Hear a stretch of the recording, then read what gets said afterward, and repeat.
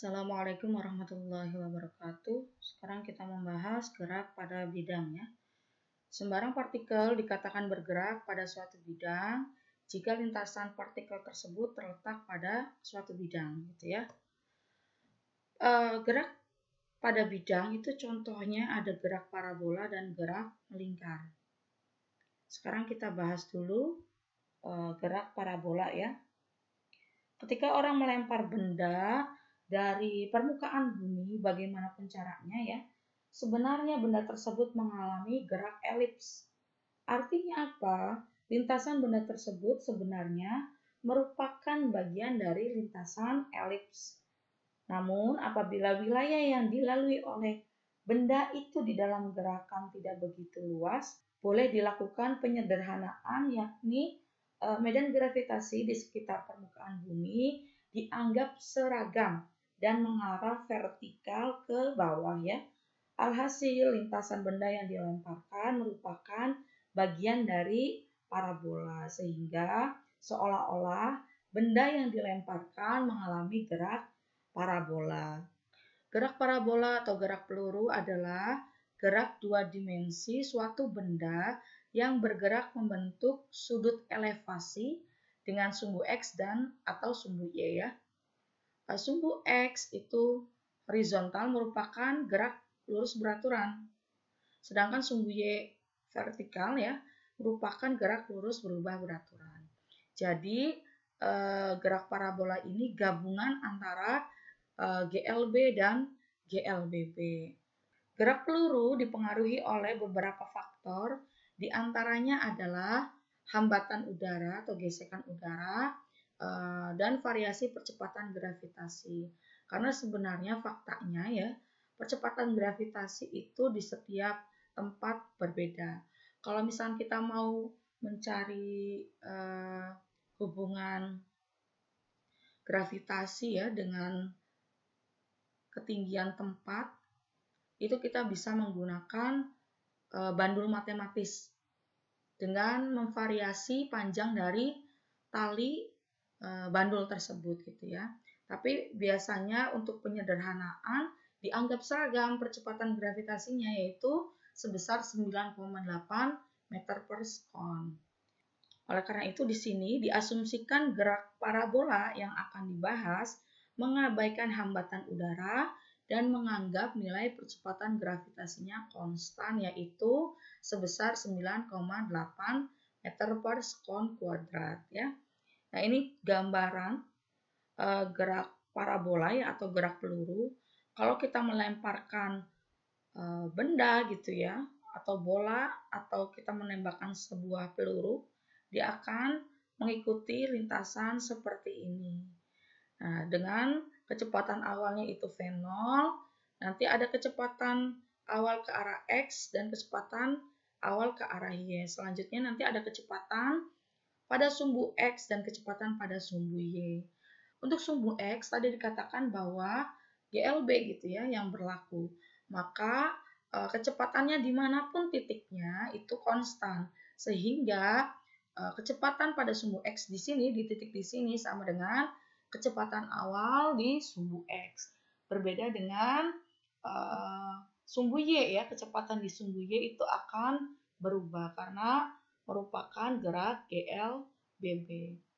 Kalau kita lihat di sini grafiknya ya, maka kita bisa menentukan ya max-nya, yaitu dari puncak grafik parabola ya seperti ini sampai dasarnya. Nah, ini pilih yang tertinggi, berarti ada di sini. Kita sebut sebagai Y-max. Sedangkan X-max yaitu dari ujung tadi tempat peluncuran awal sampai peluru atau bola itu mendarat di sini. Nah, ini disebut jangkauan ya atau jarak maksimal di sumbu X. Seperti itu. Baik, kita bedakan komponen sumbu X dan komponen sumbu Y. Untuk komponen sumbu X itu ada kecepatan atau Vx itu sama dengan V0x. V0x ini kecepatan awal di sumbu X, yaitu sebesar V0 cos alfa. V0 cos alfa dari mana? Misalkan di sini sudut elevasi itu alfa ya. Di sini V0, maka V0X itu kita bisa proyeksi ke sumbu X, V0-nya ke sini ya.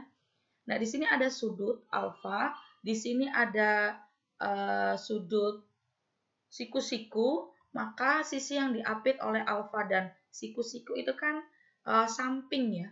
Maka hubungan antara V0X dengan V0 kita tuliskan sebagai kosinus alfa sama dengan V0X dibagi V0. Jadi, di sini ada siku-siku. Maka cos alfa itu sama dengan V0X ya per V0. Maka V0X sama dengan V0 ke sini ya, cos alfa. V0X karena GLBB, maka sama dengan Vx ya. Sama dengan V0Y, maka sin alfa sama dengan V0Y per V0. Maka V0Y sama dengan V0 sin alfa. Oke, kita bahas dulu kembali lagi ke komponen sumbu X ya. Selain kecepatan di sumbu X, kita juga bisa menentukan X ya, atau jarak dalam sumbu X, yaitu sama dengan V0X dikali T. Karena kalau GLB ya, GLB ya, kalau GLB itu kan X sama dengan V dikali T ya. Nah, untuk di gerak parabola, maka X-nya yaitu Vx dikali T. Vx itu sama dengan V0x. Maka V0x dikali T. V0x-nya V0 cos alfa. Alfa ini sudut elevasi dikali dengan T ya. Ini rumusannya. Sedangkan untuk sumbu Y ini berlaku gerakan lurus berubah beraturan. Maka tadi kita sudah menjabarkan kenapa V0Y itu sama dengan V0 dikali sin alfa ya. Nah, sekarang kita tuliskan ya sesuai dengan rumusan dari GLBB ya. Itu salah satunya itu kan VT ya atau VY sama dengan V0 atau di sini VT. Ini maaf plus AT ya. Kenapa di sini negatif? Ini terkait masalah penentuan kerangka acuan ya. Nah, kita tentukan kerangka acuan sedemikian rupa sehingga titik tempat melempar benda ya di awal tadi memiliki koordinat x0, y0 ya. Dengan kecepatan awalnya V0xi plus V0 yj ya.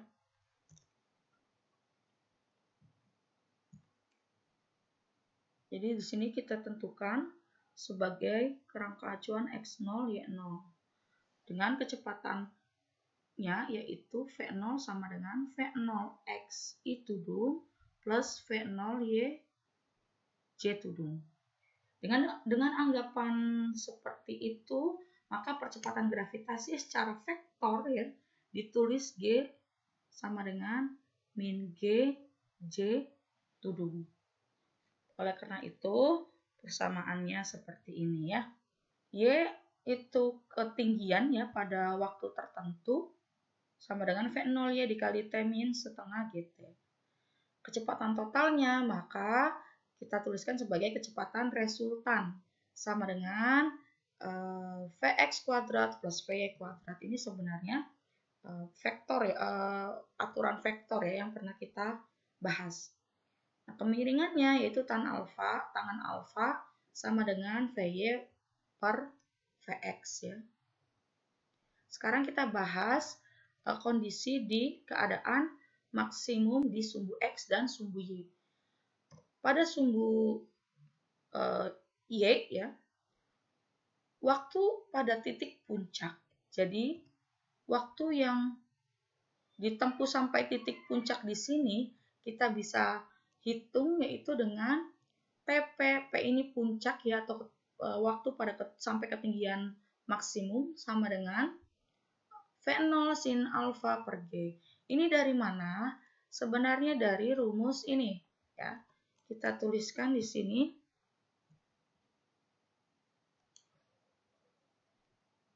Vy sama dengan V0Y ya, min GT.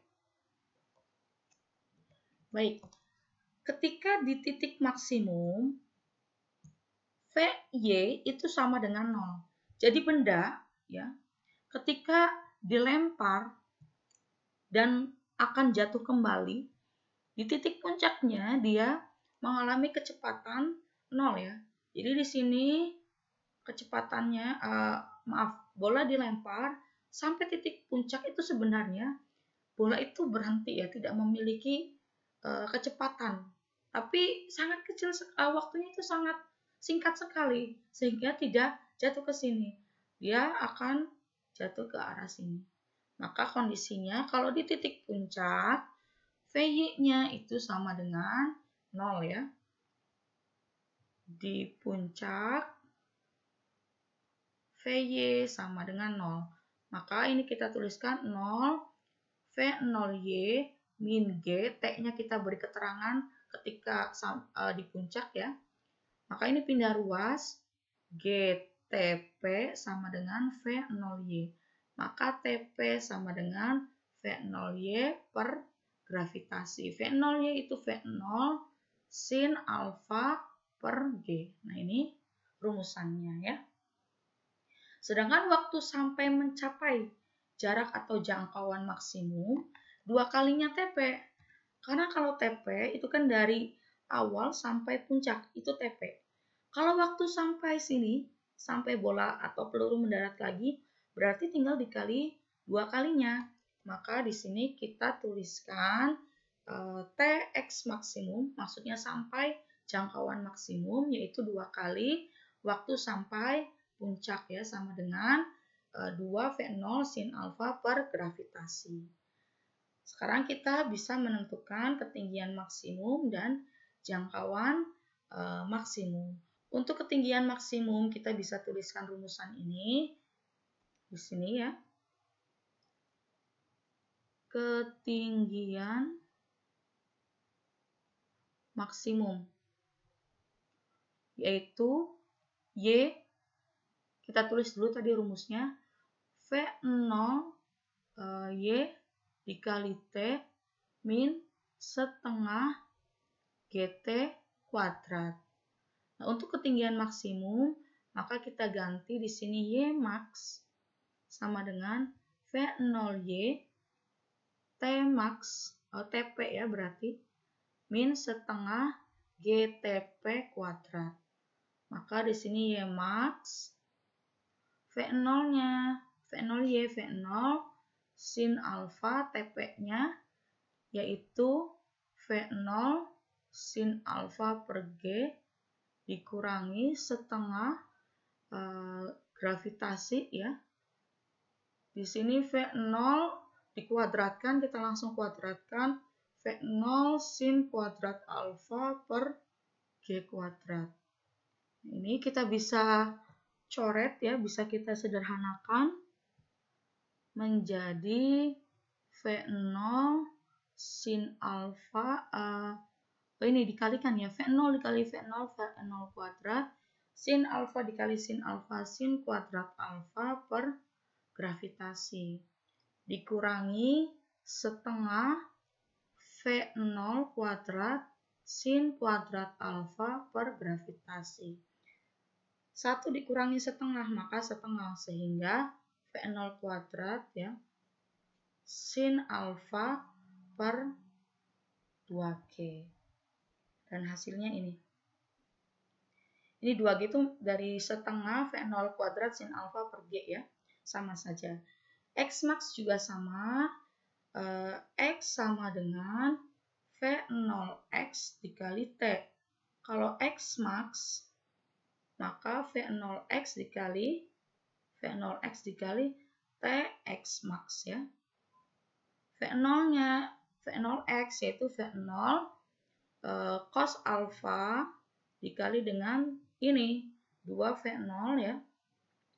2V0 sin alfa per gravitasi.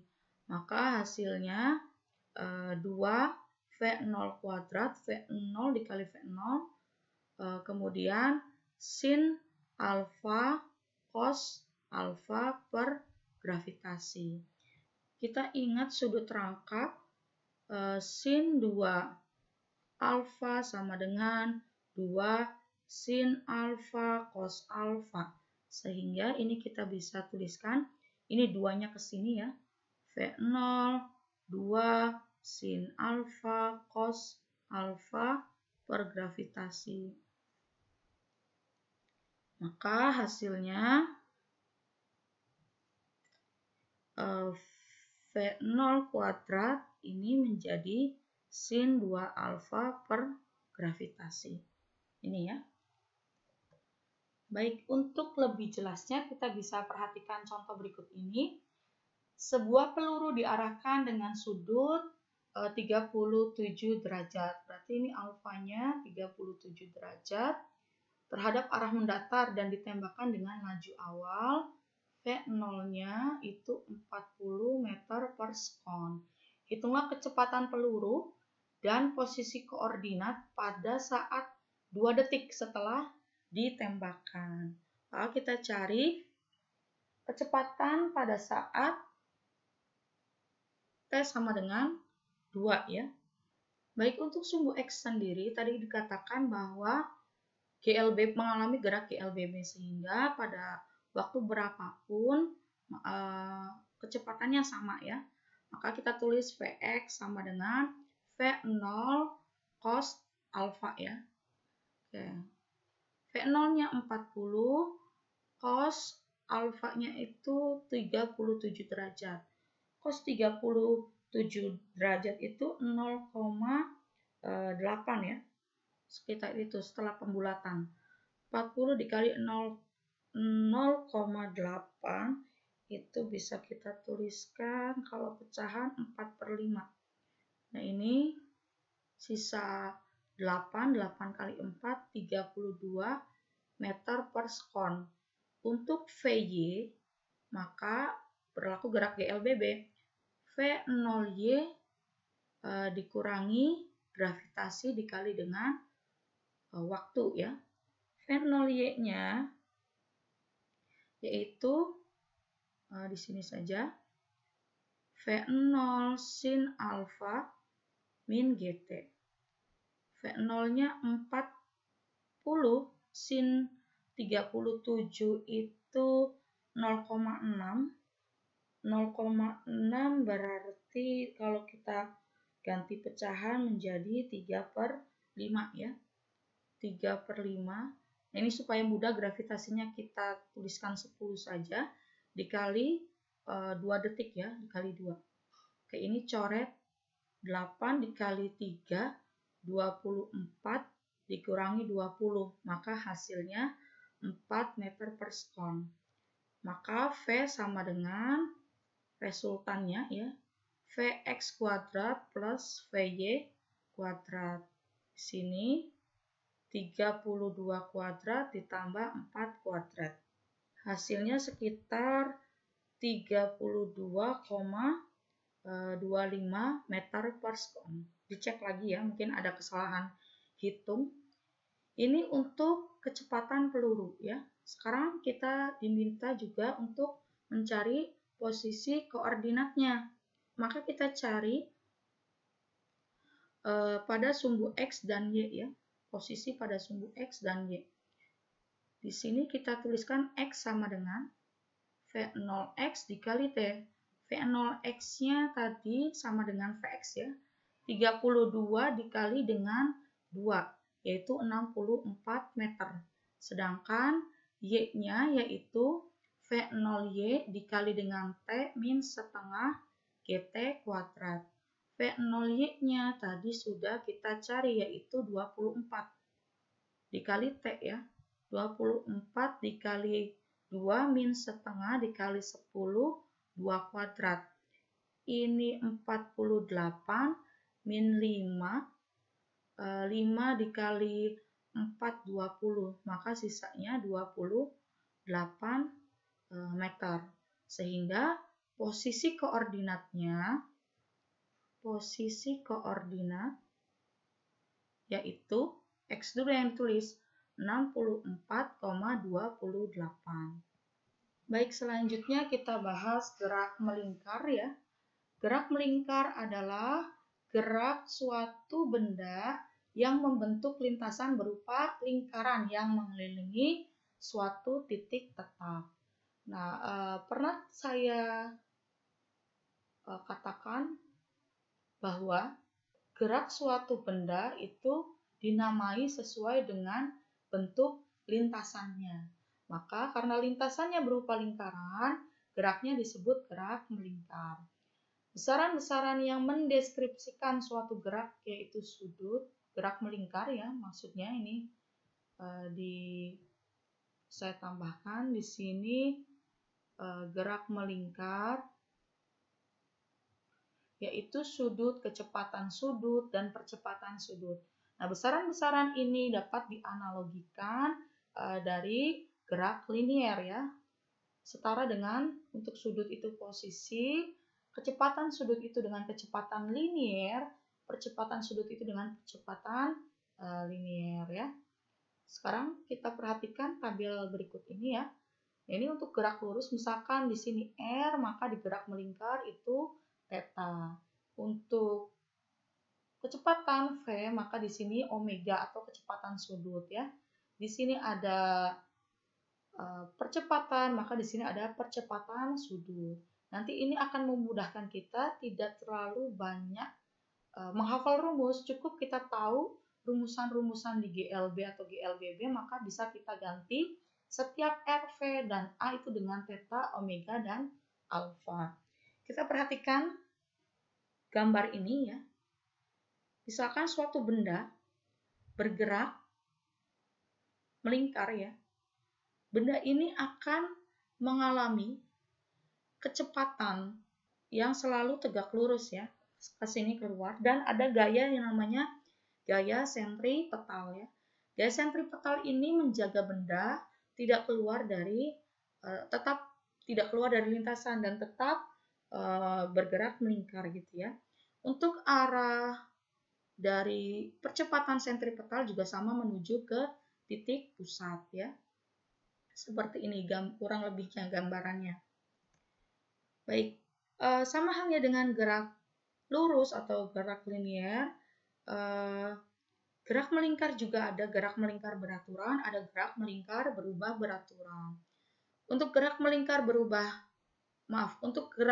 beraturan, yaitu suatu gerak yang lintasannya berbentuk lingkaran dengan laju konstan dengan arah kecepatan tegak lurus terhadap arah percepatan. Jadi tadi ya, arah kecepatannya itu tegak lurus terhadap arah percepatan. Percepatan merupakan perubahan kecepatan. Karena apa? Percepatan kalau kita tuliskan secara matematis itu kan turunan dari kecepatan ya. Oke. Nah, karena perubahan percepatan merupakan perubahan kecepatan, maka perubahan arah kecepatan mengakibatkan percepatan. Di sini kita lihat ketika benda ini bergerak melingkar, arah dari percepatannya ini berubah. Dengan walaupun lajunya sama ya, lajunya konstan untuk gerak melingkar. Tapi arahnya itu berubah sehingga ada percepatannya, gitu ya. Saya ulangi lagi, perubahan arah kecepatan mengakibatkan percepatan, sebagaimana juga perubahan magnitud kecepatan. Dengan demikian, benda yang mengelilingi suatu lingkaran terus dipercepat karena tadi walaupun lajunya konstan, tapi arah dari kecepatannya di titik-titik yang berbeda akan berbeda pula. Sehingga masih memiliki percepatan ya. Dengan demikian, benda yang mengelilingi suatu lingkaran terus dipercepat, bahkan ketika lajunya tetap konstan. Dalam gerak melingkar ada istilah periode dan frekuensi ya. Misalkan gini, dibutuhkan suatu benda untuk melakukan satu kali putaran 2 sekon misalkan. Maka dikatakan periode putaran tersebut adalah 2 sekon. Jadi periode putaran adalah waktu yang diperlukan benda untuk melakukan satu kali putaran penuh ya. Periode dilambangkan dengan T, satuan periode itu sekon atau detik. Jika dalam waktu T sekon benda melakukan N putaran, maka kita bisa tuliskan T sama dengan T per N. Sedangkan untuk frekuensi, misalkan dalam 1 detik, suatu benda melakukan 3 kali putaran penuh, maka kita katakan bahwa frekuensi putaran benda tersebut adalah 3 putaran per sekon. Jadi jumlah putaran yang dilakukan benda dalam 1 detik itu disebut frekuensi. Nah, satuan dari frekuensi itu 1 per sekon ya, atau biasa disebut hertz ya. Ini satuannya 1 per sekon atau hertz. Kalau ini satuannya sekon ya. Ini kebalikan dari periode, yaitu F sama dengan N per T. Maka kita katakan T sama dengan 1 per F ya. Baik, selanjutnya gerak melingkar berubah beraturan. Gerak melingkar berubah beraturan ialah gerak melingkar dengan percepatan sudut tetap ya. Jadi alfanya di sini tetap. Dalam gerak ini terdapat percepatan tangensial. Dalam hal ini sama dengan percepatan linear yang menyinggung lintasan lingkaran atau berhimpit dengan arah kecepatan tangensial ya. Jadi di sini arahnya sama. Baik, kita tuliskan di sini ya. Ini percepatan sudut alfa sama dengan percepatan tangensial per R ya. Untuk percepatan linear totalnya A sama dengan AT per AT ini percepatan tangensial plus AS. AS ini percepatan sentripetal. Untuk kinematika di GMBB itu mirip dengan GLBB ya. Hanya saja tadi bagian R-nya diganti dengan theta, bagian V-nya diganti dengan omega, bagian A-nya diganti dengan alfa. Maka rumusannya menjadi seperti ini. Di sini ada theta 0, maksudnya sudut awal ya, biasanya itu yang 0 gitu. Oh, ini theta T dibagi theta 0 ya, alat ya. Ini theta T dikurangi theta 0. Nah, ini rumusannya sebenarnya kan sama dengan GLB ya, GLBB maaf.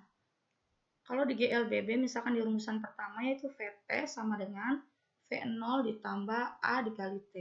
Nah, ini kalau di GMBB VT-nya diganti omega T, yang ini diganti dengan omega 0 ya, plus A-nya itu diganti dengan percepatan sudut dikali dengan T, dan seterusnya.